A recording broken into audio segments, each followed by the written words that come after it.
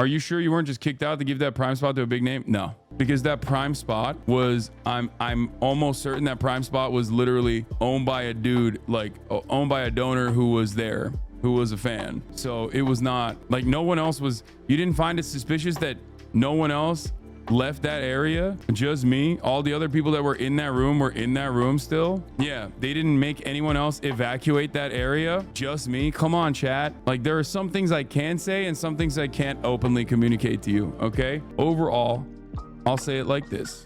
Okay, the DNC and the Kamala campaign knew what my background was, knew what I would talk about. They knew that I was not going to engage in any sort of editorial control in terms of like censoring myself. If I see something, I'm gonna say something, right? Obviously, we started off the week strong. The first day, they just like were completely oblivious to what I do, kind of like in terms of what was necessary, like what kind of needs I had to be able to like conduct these live streams, right? So they were like, okay, well, I knew that that wasn't gonna work the first day, so I just like started off in the hotel. Then I went to the Palestinian protests. Then we went into the DNC. We did walk and talk. We roamed around in the DNC first day. It was fun, right? Great stuff. Second day, they were like, no, we have access for you. We got a room for you. And I was like, listen, it's not just a room. I need a desk and I need an Ethernet cable. That's it, right? Second day, we started off with a Donny interview. Donny actually drove us in. CNN drove us into the DNC. It was sick. You know, we set the shit up. We started. We let it rip. You already know what happened when we let it rip that day. The Obama spoke. Third day, Wednesday, third day of the DNC, I had to leave early. And literally as I was leaving early, they had an even nicer area for me. As you guys know, there was an even nicer area that they had set up right behind the stage. It was crazy. Same area, same space that I have like for CNN. Now, the entire time I'm telling them, by the way, like, it's okay if I don't have space. I'll just, stream from the hotel. If I have interviews or whatever, I'll come over to the DNC. I'll conduct my interviews and I'll fuck off. I'll go back to my hotel, right? If I want to do my desktop stream. So they were like, no. It's better if you're here. It's better if you're inside of the DNC, which makes sense. Like, I'm there as an influencer, right? So they wanted me to be there. So I was like, fine, I'll take it. As long as they have space for me, I'll take it, right? So we did it the second day. Ironically, of course, sadly, third day when I was leaving the DNC to go do the Chapo Truanon podcast, it was hilarious because that was the day when Ilhan Omar's team, Sean Fain's team, and AOC's team, all three of them sent me communications being like, oh, we're here now. We can do the interviews now. And that day I wasn't kicked out. So like, I could have technically, if I didn't do the Chapo Truanon podcast, I could have done all of my interviews that day. I could have gotten those out of the way, right? But it is what it is. I'm not upset about it. I love those boys. I'm always gonna roll with them. So I did the pod live audience. It was great. One of you guys actually gave me fat stack of sixers on the Zin. So shouts out to that HasanAbi head at the Chapo podcast. So that was one thing. And then the last day, they're like, no, you got the same space from 2:30 all the way to the end. And I'm like, are you guys sure? It's a big day. I understand if there's limitations, like I'll just, do my thing and I'll go back to my hotel room. And they're like, no, you have the space. You have the space. You have the balcony. It's uninterrupted the entire day. Unlike the day before when the Warren staffer came in and was like, you need to get the out. It was like chirping at me. They were like, no, this time you have it fully, right? I was like, okay, sure. That's great. We start off roaming. Okay, we start off roaming with March. We go to the uncommitted campaign, the uncommitted delegates. Remember, these are Democratic Party operatives that are from all around the country. They represent hundreds of thousands of Democratic Party voters that participated in the primary that said, we are uncommitted because of the actions that the Democratic Party is engaging in terms of Israel, okay? In terms of like what they're doing with their unconditional support to Israel, right? Did you actually get kicked out or is it thumbnail bait? No, I mean, I didn't get fully kicked out. So here's the thing, okay? There are different levels of credentials inside of the Democratic Party. That area that we were at is the lower level suites, right? That is that area that I was at when I was doing this interview with the New York Times was at the lower level suites. This is the same exact level that like CNN is on. It's the same exact level that like MSNBC is on. When you see like Jake Tapper and whatever, like sitting in front of that podium, in front of that stage, Like, they are literally, they're on the same level. They gave me the balcony on the same exact level, which is insane access, okay? And at that point, I was thinking, like, honestly, like, I mean, those are like, yeah, those are $500,000. Like, people pay $500,000 to get those suites. And the fact that I had the access to that level to like show you this background at all, I'm happy. Like, I was gonna take anything they were giving me, right? Anything and everything that they were giving me, I was taking. Yeah, Chris Cuomo said those suites cost millions of dollars. Someone at the DNC probably said, why the fuck are we giving this guy this great suite who's on us the entire time? Yeah, I know. So they didn't obviously like say, fuck off, you're done. We're revoking your access completely. You need to leave the premises. They didn't do that because that would have been a much larger, I think, that would have been a little silly for them to do. But they basically made it so that like they made it as impossible to stream for me as possible by coming in and saying randomly out of nowhere, coming in and informing me that I had to leave immediately. Like, they were like, you have to clear out immediately. That's what they said. And I was like, what the like, you saw it. You saw it.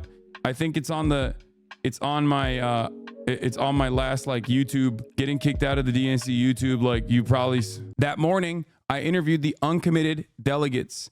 Okay. These are Democratic Party operatives themselves, people that have fought against Republicans in their own states, people that have positions within the Democratic Party. These aren't like anarchists. These aren't like the protesters outside. These are people who work within the confines of the Democratic Party. These are Democratic Party delegates. That's why there wasn't so many people outside in the protest, because they're not letting everybody in. They're obviously not letting anyone in, as a matter of fact, okay? They had a Palestinian American. They had multiple Palestinian Americans that had speeches that were pre-vetted and pre-scripted, as always, that would endorse Kamala Harris at the end of that speech, as a matter of fact. You know, those are the conditions, right? And they had put forward these speakers, and the Democratic Party was not playing ball with them at all, which was kind of fucked up. Not even kind of fucked up. It's really fucked up, because this is a very reasonable demand. It's a reasonable demand. It's a moral demand. It's a just demand. It's electorally positive for the Democrats to like show that they're a big tent that also features, you know, Palestinian voices as well. These are American voters, right? These are American Palestinian voters and their friends. These are Arab voters and Muslim voters in key states. So obviously, I find it ridiculous that they would not, you know, they just wouldn't do anything about that, right? Like, they wouldn't let that happen. The UAW was pressuring, donors were pressuring the Democratic Party. A lot of pressure was happening for, on the last day, to have a Palestinian American speak. They had Border Patrol guys on. They had, you know, like anti-choice Republicans on. They had other Republicans on. They had a bunch of Republicans on. Like, it's crazy. They had an Israeli American family speak, whose son was being held hostage by Hamas as well, which is of course understandable. Like, those are families that are suffering. Their voices also must be heard. That makes sense. But to do that and to then turn around and not have any Palestinian Americans, it obviously shows that there's a double standard. And now you have like UAW and other unions also applying pressure as well. And I think they should apply more pressure, as a matter of fact, regardless of the fact that like Joe Biden was very pro-labor union and, you know, walked the picket line. Like, it's great that he did that, but I think that there's no other way. There's no other way to get the Democratic Party to meet these demands. Pressure from all vectors need to happen in order to get the Democratic to move on this issue, to get the Kamala Harris campaign to move on this issue. So I said last night, the attitude from the Dems cannot be, or 2 nights ago, cannot be that these people are simply spoiling the fun. Their demands are moral, reasonable, and just. Forcing Israel to commit to a ceasefire through measures beyond tough talk will also be electorally beneficial to the Democratic Party. So it's a win-win-win-win-win-win-win-win-win, okay? It's a win-win-win. Everybody with eyes can understand it. Everybody with a fucking brain can see what's going on. Unless you're completely in a bubble. You look at the situation and you're like, why the fuck wouldn't these guys speak? What are you talking about? Do you think it was a space management issue, or was there a problem with you and your ideas? Because this sounds like a big and chaotic event. No, it was straight up about what I said and what I was doing there, okay?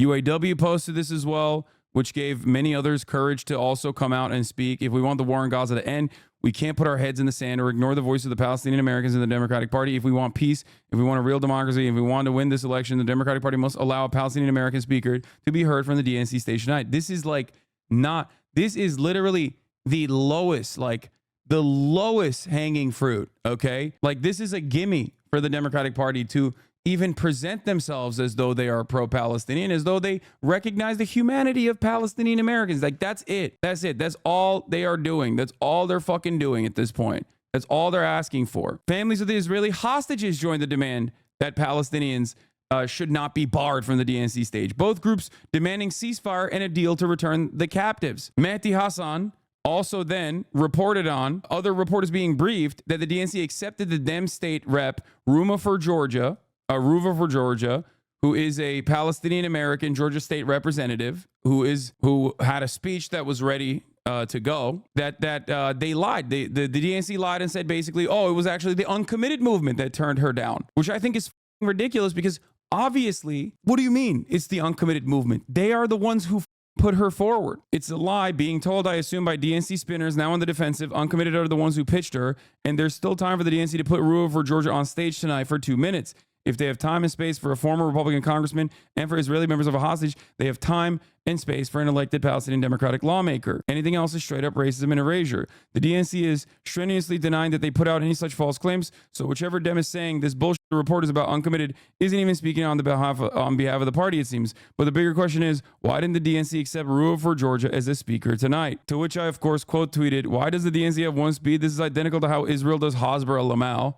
And I think literally right after I posted this tweet, like maybe 30 minutes after, is when I got booted. Rashida Tlaib also said, I know for a fact that the DNC did not act in good faith and continue to lie about the negotiations. They are exposing themselves. So yeah, I ate the boot right after that tweet. But here's the thing, okay? I had a New York Times interview that was being conducted at the time when they were like, yeah, you got to clear the space, which I thought was pretty crazy. It was like 25 minutes after that tweet. But I still had a New York Times interview that was coming, Ken Benzinger, and you know, we still did the New York Times interview, and then they made me clear out my desk. Now I know, because obviously there's like a ton of people involved in these decisions and like, you know, playing roles in this. But now I know that like there was, I had heard that there was like already a little bit of a difference in opinion with the Kamala Harris campaign, who I believe wanted me there, versus the DNC, which did not think it was a great idea. Okay, there was a little bit of friction, a little bit of tension. And then obviously, like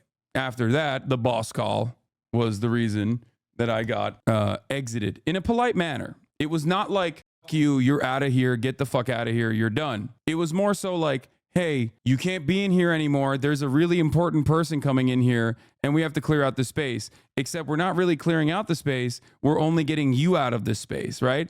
And when I asked, like, is there another place that I can go to? I have these interviews lined up. I have the Ilhan Omar interview. I have the AOC interview. I have the Sean Fain interview. Like, I set all this stuff up with the full knowledge that you guys gave me, that like with the confidence that you gave me that I have this space where I can do these private interviews, like conduct these private interviews. They said, no, you don't have any other place that we can put you to. Do you think you'll be invited back to the next DNC? Probably. I think so. Would you do the DNC coverage from the inside again if you knew in advance the uncommitted movement would not be allowed to speak? Yes, I would. What do you mean? Of course I would. And next time the DNC happens in 2028, I will still go. I'll probably even have a better slot this time around as well. Also, they said AOC needed the space as their first excuse, not knowing you were the one interviewing her, which is crazy. Yeah, they lied about that. They were like, oh, AOC's coming into this space. I was like, no, she's not. I know she's not because I'm literally talking to her right now and she's stuck behind a motorcade. Yeah, that was also crazy. And then lastly, they were like, oh yeah, we can put you in the meme room that doesn't have even like Wi-Fi. And also simultaneously, yeah, not only did it not have Wi-Fi, but there was no Ethernet either. And I know that they were like watching because they obviously stream sniped me because they forgot to take my badge for the lower level suites. And then I brought it up and I said, oh, they forgot to take my badge. Maybe they're not kicking us out. Maybe they're not kicking us out fully because we're, again, like my press credentials are still there. This is like a different level of access. And they literally right after I said, oh, well, they didn't take my, lower level press credential from me, which means like maybe it is a space issue, right? Like maybe it is actually a legitimate space issue and like we'll be able to recover from here on out. It turns out, No, it wasn't. So it wasn't just that tweet. Okay. That tweet was like the straw that broke the camel's back, but it was my advocacy for having a Palestinian speak at the DNC consistently. It was me wearing a Palestinian flag around my waist, which they consider to be a big no-no, apparently. And also, it was the fact that I talked to the uncommitted movement as well. If you knew you'd be kicked out, would you have been less contentious? No. Other people interviewed the uncommitted people as well. Yes. But the difference is they were press. They didn't have like the suite level access.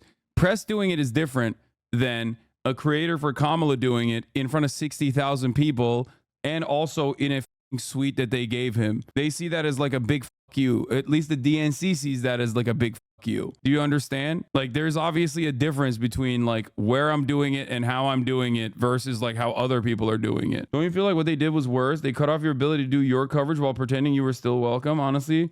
No, I mean, look, my point is this, okay? My point is this. I was never going to like moderate my views or change my perspective because of the unimaginable amount of access I got. And I did get an unimaginable amount of access. It's true. I mean, think about it, dude. There are literally professional journalists and press people and media outlets out there that are spending a shit ton of money, that had to spend a shit ton of money to get that level of access that I was able to get. That's huge. So everything I was able to do within the DNC, within the confines of the DNC for the past 4 days, even with the like last day fuck you, I don't care. I'm very happy about. I'm very happy about it because obviously I still was able to do all of this shit, and I took all of it I never took it for granted. You know what I mean? I was able to do all of this, and I considered it to be a bonus, right? Because I would be covering the DNC regardless, even if I was there and I was streaming from the hotel room, or if I was here in Los Angeles streaming from my house, I'd be doing that anyway. So the fact that I was able to do it inside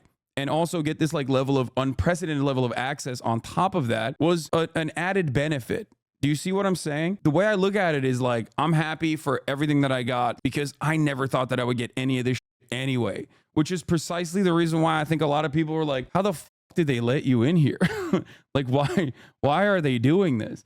And I wanted to do it justice. Okay. I wanted to do it justice. I wanted to do the level of access that I got as much justice as possible. I wanted to show as many people as possible in my community that, you know, this is how it works. This is the background. Like, this is what a convention is, right? Like I showed you every aspect of it, from the protests outside to the protests inside to the regular process. I interviewed politicians. I talked to them. Ultimately, I think I made the most of it, and I find it to be I found this to be a very fortunate situation. I was very lucky to be able to get all of this. I think they thought they could use you and live up your audience by giving you so much accommodation. Like, look, we have progressives too. Even that guy that said America's 9/11. Yeah, they don't care about that part. I feel like you made a shit ton of big connections. Not necessarily. I mean, all the people that I was talking to already, I had access to already. I just like kind of used them because I was right there. Anyway, seeing it kicked out for what we all assume was support for Palestine just killed my spirit. I thought that we would get a voice in the DNC, and we all got shut down. I'm back to not wanting to vote again. Look, I'm not gonna fault you for that. Okay. When I saw you were going to the DNC, I was hoping you wouldn't be simping for the Dems. So I'm super happy you haven't changed when you stand and speaking out against oppression. Yeah, of course. It is it is what it is. I'm overall very, very happy with everything. You said next time you'll have press credentials. Can you explain what difference it would make? I would have like a dog area, if lucky, if I even get an area at all, to be able to stream from the pit. Like, I'll probably be like near TYT in the press pit, because like all of those other major outlets, like they pay for those rooms, and I'm not trying to drop $500,000 on the DNC, the National Convention, to be able to get like that level of access. Overall, I think that it was a wild thing that they did, especially when I was like being interviewed by the New York Times in front of 60,000 people. I don't know why they did it like that. I think it's not like that serious, that significant in the grand scheme of things. Like, I don't know if that'll like be a bigger news story or anything like that. But regardless of that, regardless of their actions, I still am very happy. Still very happy with like what I was able to do. And that's it. I hope that it was entertaining, and I hope that not only was it entertaining, but also informative. And I hope you guys got a better understanding of, what was going on internally over there